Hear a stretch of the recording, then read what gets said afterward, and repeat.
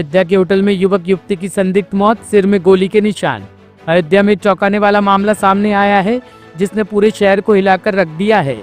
Devkali bypass स्थित Gaurishankar palace hotel के कमरा नंबर 103 में एक युवक और युवती की खून से सनी लाशें संदिग्ध अवस्था में बरामद हुई। दोनों के सिर में गोली के निशान मिले हैं, जिससे मामला आत्महत्या या हत्या की गुत्थी में उलझ गया है। मौके से एक असला और 2 कारतूस के खोखे भी बरामद किए गए हैं। पुलिस आयुक्तालय की ओर से बताया गया है कि युवक की पहचान हो चुकी है, लेकिन युवती की पहचान अब तक नहीं हो पाई है।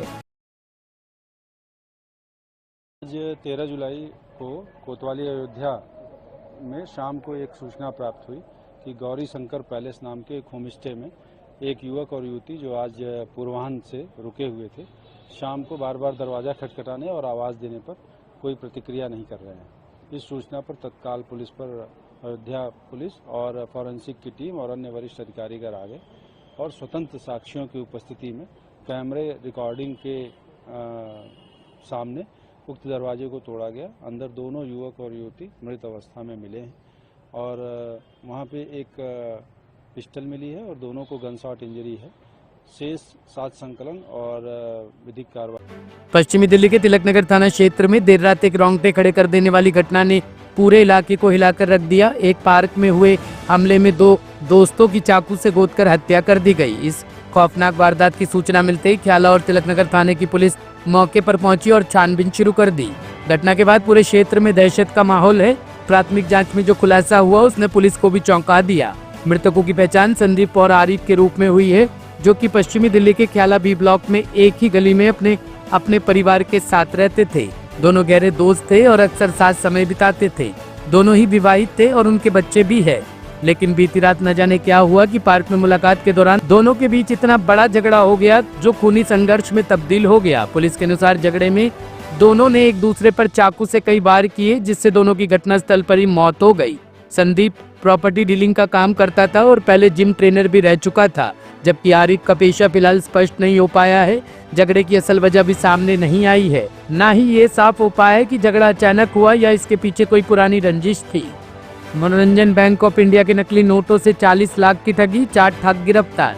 दिल्ली पुलिस की साउथ डिस्ट्रिक्ट स्पेशल स्टाफ ने एक चौंकाने वाला ठगी रैकेट पकड़ा है, जो नकली नोटों के दम पर आम लोगों को करोड़ों की चपत लगा रहा था। गिरफ्तार किए गए 4 आरोपी मनोरंजन बैंक ऑफ इंडिया के नकली नोटों का इस्तेमाल कर लोगों को असली नोटों का झांसा देकर लूटते थे। पुलिस ने इनके कब्जे से 1.25 करोड़ रुपए मूल्य के जाली नोट, 7.5 लाख रुपए नकद, 4.5 लाख रुपए बैंक खातों में फ्रीज, एक नोट गिनने की मशीन और एक मोबाइल फोन बरामद किया है। केसेस दिल्ली में और भी रजिस्टर्ड हैं जिसमें 1 करोड़ का इन्होंने ऐसा किया है।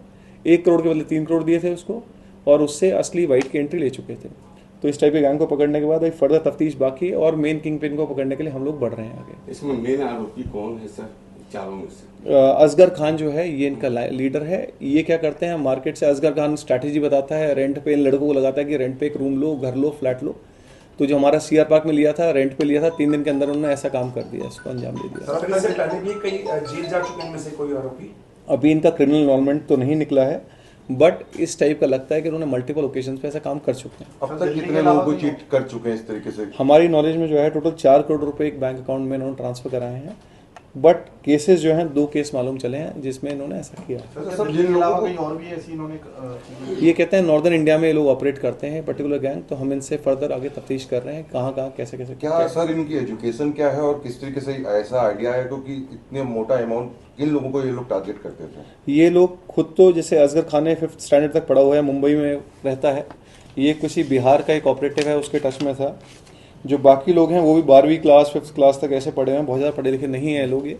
और ये लोग टारगेट करते हैं मार्केट में इन लोगों के, कहते हैं हमारे कुछ एजेंट्स ऑपरेट करते हैं, जो लोग जो चाहते हैं, जो लालच में आ जाते हैं कि जी वाइट एंट्री के बदले हमें 3 गुना कैश मिल जाएगा, उन लोगों को टारगेट कर लेके आते हैं। सर संभावना है क्या इनके अलावा भी कुछ और लोग इस केस में पकड़े जाएंगे? हाँ जी, अभी और हम चेन में वर्कआउट कर रहे हैं। जो किंग पिन मेन जो ऑपरेट करते हैं उनको भी हम पकड़ेंगे इस केस में। क्या क्या बरामद हुए हैं सर?